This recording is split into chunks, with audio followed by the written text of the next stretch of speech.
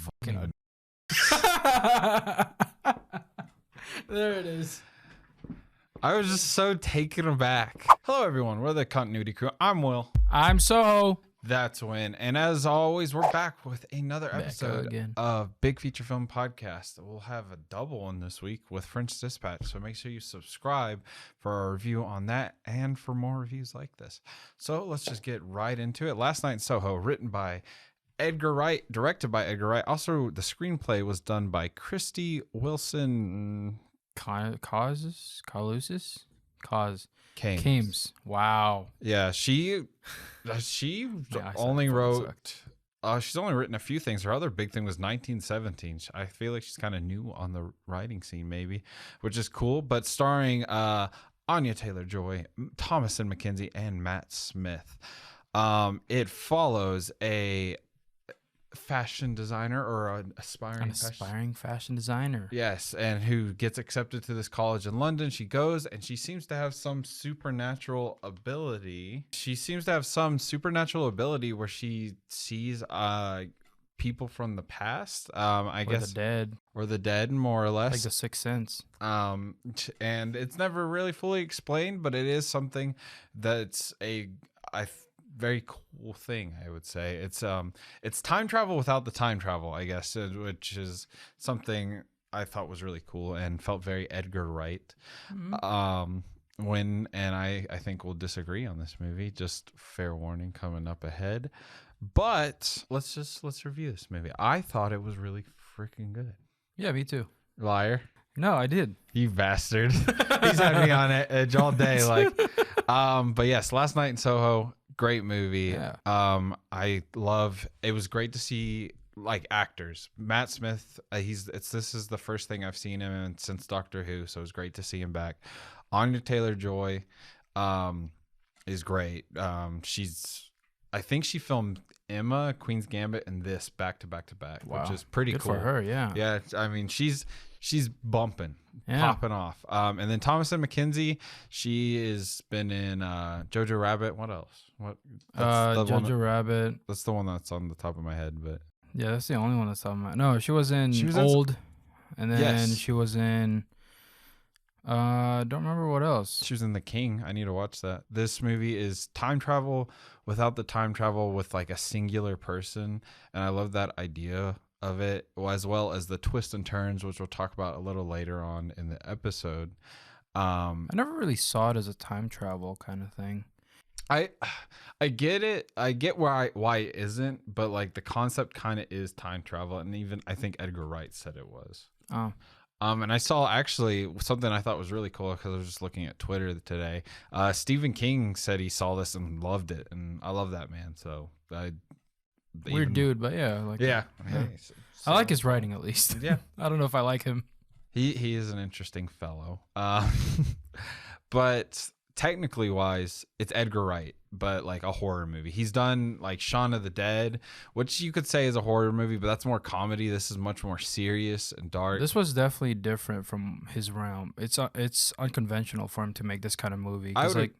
Normally you get into an Edgar Wright movie and you'd expect some sort of comedy, and it's lightheaded. It's not it's not like this where it's very horrific. dark. Yeah, it's very dark and very just.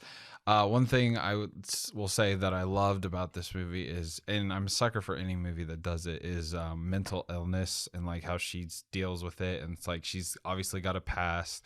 Her mother had committed suicide, and I love that part, and I thought they did it well, especially with her being, her grandma just wants to take care of her and that type of stuff, even though her grandma isn't much of a character, which isn't that big a deal. I saw this more as a trauma than a sexual assault trauma than a mental illness thing. I would agree. I mean, on let's say Anya Taylor-Joy's side, yes, but also if you think about the images that was shown, there was just a bunch of dudes. No, ghost I faces agree. And stuff I'm not saying it's just mental illness. I'm talking more Thomasin McKenzie's side for the mental illness, that plot point. I just like that in movies. Anything that deals with mental illness, that's one thing they said about Moon Knight. That's I think probably filming right now, is it's going to deal with mental illness, and that's why I love that character so much. But what you said you had notes? Go sort of. I kind of just like, I just kind of went through like what I liked about it and what I didn't. There's literally it's more of a nitpick than anything. Of course. The guy that played Jack. Yes, the old guy or the the Matt Smith. Matt Smith. Yes. I don't think he was fit for this role. And I hear you on that, but I know he's a great actor. Let me explain first. Okay, I know he's a great actor. It's just I don't think he was a great fit because I don't really see him as menacing or like as like a kind of like this figure that wants to do some harm with a girl or whatever and like wants to cheat. I don't know why, but he just doesn't have that kind of charisma for me. And I know in Doctor Who he does a great job, and I think he's a lot of people's favorites. I don't know. I mean, I don't like watch him. Doctor Who, but I will say, and I agree completely. But a part of it, because he's not, but he kind of fits like, I mean, it's the '60s. He kind of fits like a slimy, gross type guy, but not necessarily a pimp like he is in the movie. But like, it's very good to I thought it was good to see him not being Doctor Who, and so I get your point and I agree with it. I think it's just the fact that I don't really see him as like, ooh, I'm attracted to this guy kind of thing.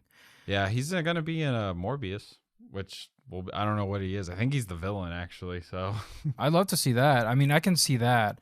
But just this as part, a '60s pimp, you don't see it. A '60s ladies man pimp dude. I don't know what you want to call him, but as a '60s ladies man kind of guy, I just don't see it. I'm not saying that they should have gone with a trope where it's like a really really handsome dude like Zac Efron or some shit like that. All I'm saying is he just doesn't feel like he has that charisma for someone who either has an attractiveness or. I'm not saying he's unattractive. What I'm saying is that he doesn't have the charisma of like the attractiveness or like the slimy-ish kind of dude. I mean, I think he looks gross and slimy. Or like David Tennant. Like how he was in Jessica Jones. Yeah, I think he kind of fits that part where he's like slimy. He's he's an evil dude. And maybe that's I think I would attribute that to maybe a little bit of just. I don't know, costuming. And I think you're supposed to have a false sense of security with them, though, because it's supposed to be like at first they're like together. They seem like they're going to be a thing and be together. And then he uses her and sells her out to people. And he literally just is a pimp and sells her out. So I guess to put it better in words, I'm meaning like the chemistry isn't there. I don't see why Anya Taylor-Joy would be attracted to him. I can see why he would be attracted to her. It's just, I just don't see that. I just don't. It's more of a nitpick. I don't really care about it all that much because we only see him like a few times. But sticking on it. I don't know. I'm trying to tell you that it's just the chemistry that I don't feel like between them. I hear you, but it's not like they're supposed to have chemistry because he's a piece of shit. They are supposed to have chemistry. Yes, but also no, because I mean, it's just using her. So I mean, sure, but it's not real. So okay, I'm not gonna stick into it too much. Let's just move on. I hear you. Let's just move on. I don't want to explain it anymore. All I'm saying is, nope. I don't feel like they had chemistry. I just feel like they miscasted him. That's it. Everyone else performances, great actually. Yes. I think Edgar Wright is an actor's director, and he does a really great job. And especially with the choreography stuff, that must have been really hard to direct. Oh yeah, because like I still don't. I know how they did a few parts because I knew they used twins in like one of the mirror scenes, but I still don't get how they did a couple of them. Yeah, so. Some of them it's like I guess my guess would be like they edited maybe a mirror there. It was like the mirror CGI, and she's actually right there. Which one? I don't know if you can do that. Like maybe so. There's one where there's like Anya Taylor-Joy sitting in like a booth, and she's sitting on the other side. No, actually, they did that. I think they did that practically. Well, that's what I'm saying.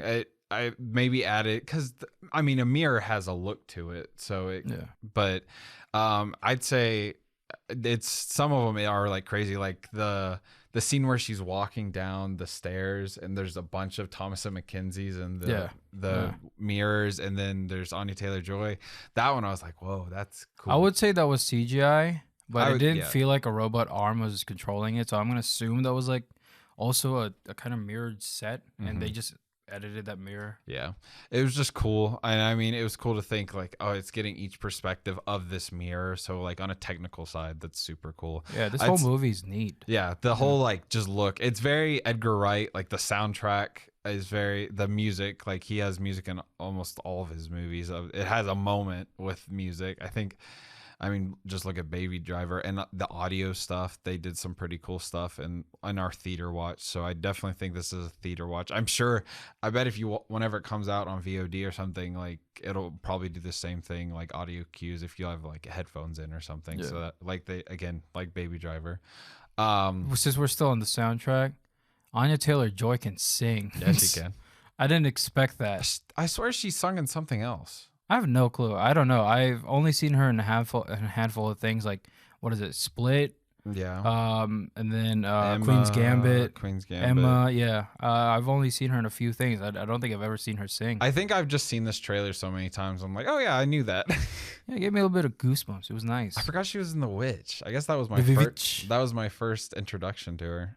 Oh yeah. I guess that is the first movie I've seen her in too. It was her third performance, so that makes sense. She's, like we said though, she's really going somewhere. I mean, didn't know she was Argentinian.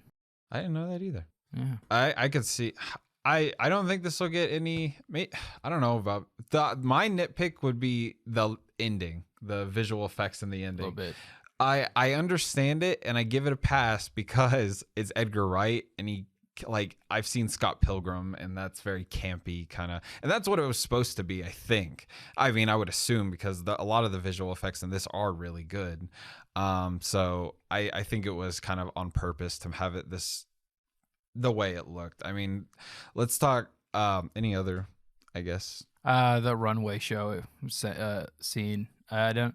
I don't know if I like that because like almost immediately they were like first year fashion something and like, oh wow, she's already accomplished this. That was quick. Well, I think it's supposed to give it somewhat of a happy ending. I guess so. I mean, that's one way to do it. Yeah, I understand. It feels, what's the word I'm thinking of? Pretentious, I guess. There are some times where it's like it's like, oh, it's too happy. Just like let her have a happy life or go home or something. I don't know. But I still think this is a great movie. I think it would have been cool. Well, I guess that would have been a cliche, but like I was gonna say, cliche, I guess is what I'm going for. Yeah. I was gonna say like I guess it would have been a cliche, but I was gonna say, if they did like a 5 years time jump or some shit like that, where she's like successly or whatever, that would have been cool too. I think I might have liked that more. But like review wise, great movie. Technically an amazing movie. I think the audio, the look, the sound, just everything was great. I don't think it'll get recognized by the Academy because the Oscars are bullshit. As much as I talk about them, I don't think it will. It'd be cool to see it get recognized. But I really do like this movie. This might have an opportunity for it, so I don't know what it'd be. I can see best makeup, maybe. No, I'm gonna just say costume none. design. Costume design, maybe. I just say no because it is a horror movie, and the Academy hates horror movies. Well, I think that's why he tried to avoid it, made it more of a thriller, more of a mystery. Yeah, maybe horror. So, I don't think it's Oscar bait though. No, I don't think it tried to be that. I think Edgar Wright just wanted to do something different. Cool. Yeah, and it is. Yeah, I don't usually like movies like this where it's, it feels cliche. I'm gonna keep saying that word because the song stuck in my head, but it does kind of feel cliche, and I kind of want to say that I don't like this movie, but if it wasn't for Edgar Wright and the reason why he did it, I would be like, yeah, this is actually something really nice and different for a director. Yeah, I think that's great. I think if anyone else did this movie, it'd be on Netflix and it would just be. Yeah, this did feel like a Netflix movie at times. So. It would just get passed over. But the fact Edgar Wright does it and he has his way of directing, and I feel like this week we had French Dispatch. I guess French Dispatch came out last week technically, but Edgar Wright and Wes Anderson both have a very specific type. They're creative geniuses in their perspectives. Yeah. So, I really love both of them now, just because of how they're just able to have freedom to do whatever they want. That's something super cool. I mean, like, it doesn't feel like there's a studio behind it, which there is, but like they're given their creative freedom, and it looks great, and it's always awesome. So feels like you can trust these two just to make anything. Yeah, like Wes Anderson. Wes Anderson, man, I can't wait to talk about French Dispatch. Edgar Wright, though, just as a director, is incredible. I think this would be up there. I mean, Scott Pilgrim's probably my favorite. It's like a comfort movie for me. Like, not. But you can watch Scott Pilgrim and still find something new with it. Yeah, well, exactly. But I feel like that's most of his movies too. Like, I guess so, Baby Driver, I feel like you could do that. I mean, even like Shaun of the Dead or Hot Fuzz, like his comedy ones, I definitely feel like you can do that. But this is up there, man. I'm not a big fan of Baby Driver personally. I think it's a great movie, but like favorites wise and not like critically speaking at all, this is up there like with Scott Pilgrim. Like, it's different, and I loved it. So I think Edgar Wright is a genre of his own. Like, he's Wes one Anderson. of those directors. Yeah. I mean, like, Wes Anderson is very apparent. You could probably show anyone who knows Wes Anderson a scene from the movie and be like, yeah, it's Wes Anderson. But Edgar Wright, it's not like anything against Wes Anderson, but like on a technical side and storytelling with Edgar Wright, I feel like you can tell. Like, it's just a different breed. Yeah, I mean, both of them are great. They're both. I mean, Edgar Wright's young. How old is Wes Anderson? He's like in his 40s, something like that. Yeah. No, he's in his like 50. He's like 50. What year is that? 1969. Yeah, he's like 55. Dang. Hey, you know, he's killing it still. So, yeah. So, I mean, but yeah, Edgar Wright is one of those like young directors, and I can't wait to see what else he does in his career. Very cool, very artsy, very. He makes the type of movies that I really love. Like, I can appreciate and have fun with, as well as being critical on them and enjoying them in that way as well. So, and I like that he's expanding his genres, because he did like campy horror kind of, and then now he's doing like actual horror where it's like it's brutal, and there's also meaning to this movie too. So, which is pretty insane, because I didn't think you could achieve that's one movie. Thing. Yeah, that's one thing I want to touch on before we wrap up, is like the message. So, spoiler, I mean, we kind of touched on it, but the whole thing is Anya Taylor-Joy's character in the past is kind of sold out and being used by all these men. But in the end, she kind of gets revenge, and she kills them and puts them in her walls. And it happens to be the place where Thomasin McKenzie is staying. And it's this whole thing. So it's very cool to see that. I thought it was a great twist. Also, the twist with the cop being not Matt Smith. Yeah. I didn't see that coming at all. You said you saw the grandma, the old lady, and I was like, okay, I guess. But like the old man not being Matt Smith, because they showed a parallel in the trailer, and I was like, oh, okay. But they flipped it. I'm like, that's awesome. Do more trailers like that where it's like misleading. So great movie. Loved it. Go watch it, honestly. I think this is a type of horror. I mean, this was for not an IMAX showing, because we typically go. I wish this was an IMAX. Yeah, me too. But like we had a pretty full theater. I'm not gonna lie, for like a movie that I wouldn't say is like mainstream. And it wasn't heavily. I don't think it was heavily marketed either. Yeah. So. Well, I guess for the people who've seen movies a lot, it was. But like still. This was a great movie. I was kind of banking on the fact that it was just gonna be a comedy horror, but it wasn't. So but I guess this movie was partially funny because of that one scene where she was like, "Oh yeah, my mom killed herself," and then she was like, "I had a great uncle." She's trying to like compete. Yeah, that was fun. We all know someone like that. Yes, we all do. But let's get to ratings. Out of 10, critically, what do you say? Critically, I think it was 8. 8. I think it accomplished a lot with its visual effects. Not just visual, but also practical effects. I honestly think that a lot of it probably was practical. A lot of it was practical. They used the twins from apparently Harry Potter. And Anya Taylor-Joy and Thomasin McKenzie freaked out during on set. I saw an interview with it because I wanted to know more what Edgar Wright's emotions were throughout this movie. Okay. But he did a great job. with this whole movie. Agreed. I'm gonna say an 8 critically as well. Entertainment wise, out of 10, what do you say? I think this is one of the only first times I say 10. 10? At least in recent years. This guy has had me going. I was like, he's not gonna like this. And I was like, I'm ready for a very combative episode, but he's got me. I'm just gonna copy win. I mean, 8 and 10, average out to like a 9. Damn it, I love this movie. It's again just Edgar Wright at his best. Great cast, fun, very dark. I mean, fun, and it's very cool to look at movie. I like that he didn't shoot for the stars and be actually pretentious with this movie, because he could have. Yeah, I mean, even with like the setting in like London and all that, like the costumes and stuff looked great. Loved it. So that's a review though on Last Night in Soho, baby. Thank y'all for watching. We've been the Continuity Crew. I'm Will. I'm Thomason. That's a win. What a strange name for a girl. Thomason. It's Thomason. Cool. It is cool. If you enjoyed, comment down below. What's your favorite Edgar Wright movie? And subscribe if you want more. Everyone's just gonna say, what is that one? Hot Fuzz. No, the Shaun of the Dead. No, the Scott Pilgrim. Scott Pilgrim. I always forget that name. The best. Anyways, though, and subscribe if you want more reviews like this. Thank y'all for watching. We love movies. We love y'all, and we'll see y'all in the next one.